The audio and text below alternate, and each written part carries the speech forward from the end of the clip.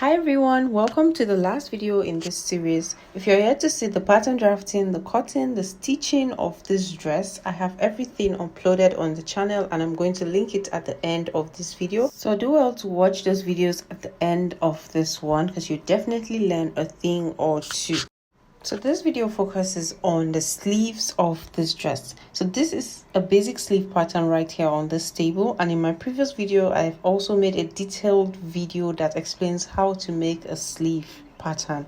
So I just added a little paper on that side so that I can extend it a little, just so that the sleeve is not completely straight. So what I did here was just extend it and just open it up a bit on the sides. So since I was using a chantilly lace, I did not have any need to add allowance for the hemming of the bottom of the sleeves because it has a fine finish at the bottom. So one other thing you need to know is that you should add like 1 inch or 2 inch so that the normal shoulder to wrist is longer, so that this sleeve comes out more beautiful. It doesn't mean you can't use your normal shoulder to wrist, but if you want it to be finer, just add like 2 inches to the normal length so that it drops a little below the wrist. Once you're done with that, depending on the style you're working with, you just go up by some inches. In my case, I made use of 7 inches, so I used 6 inches, 6 inches from the wrist point, that's from the end of the sleeve. Then the next thing I did was from the actual seam, that's this one, before I extended from that point here, I just went in by 1 inch and then I connected it to meet that point I made at the center of the sleeve. Don't forget that this part we have here is going to be the center of the sleeve, and that's where the design is going to start from. So this is me connecting from that 6 inch point to meet that point I said you should come in by from the actual seam of the sleeve. Okay, so once I connected these, I just cut out that part, and that part is going to serve as the pattern we're going to use to get our pleats. Don't forget that when you're cutting your sleeve is going to be on a fold. So I'll take this cut out on my chantilly lace and I'm going to show you what it looks like. So this is what I got after cutting on the chantilly lace. And then what I did was that at that point where I cut out, I added like 1/2 inch where I'll be using to join back the pleats. Okay, so this is the fabric I made use of to get the pleats.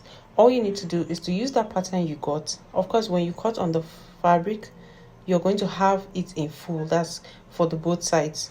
This part that I have now is just one part, so I'll create pleats, then I'm going to use the cutout from the fabric and then get the pleats. It's really so easy. So what I needed to do now was go ahead and make pleats and then place it on top. So let me go ahead and do that so you understand everything I'm saying here. So once you're making pleats, you want to make sure you're using steam. I always preach using steam on this channel because steam makes your work easier, a lot more easier. So before I actually did that, I took this fabric to my machine and I hemmed the bottom part, the part that will serve as the base of this fabric, before I started doing the pleats. I'm hemming this already because I'm making use of chantilly lace, and I told you already that the hem is already finely finished and I don't have to do anything on the bottom of my sleeve. Okay, so I went ahead now and I started pleating, and as I pleated, I used steam iron to keep everything in place.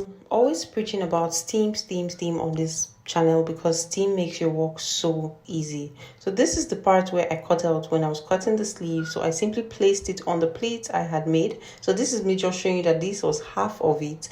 At the time I cut out, I now had the full part of what I needed. Okay, so I just placed the cutout from the lace, making sure that the bottom part is going to be that part where I hemmed, that I've finished now. Okay, so I'm just going to cut out following the mark, like following the shape I have on the chantilly lace, and I'll add 1/2 inch all around. I'll use to attach it back to the sleeves. It's really so easy. So once that is done, this is one of the sleeves, and you see that we have this shape, and this is where the pleats is going to fit into. So just place them right sides facing right sides, then you're going to stitch. So make sure you use your pins and you place them, as in just put them in place before you go ahead to stitch. Stitch one part first to the center before you come back and turn it over and stitch the other side. I hope you understand this. So stitch one part first, then when you're done with that part, you now come back and turn it over to stitch the other part. It's really that easy. So once you're done stitching like this is what you are going to have.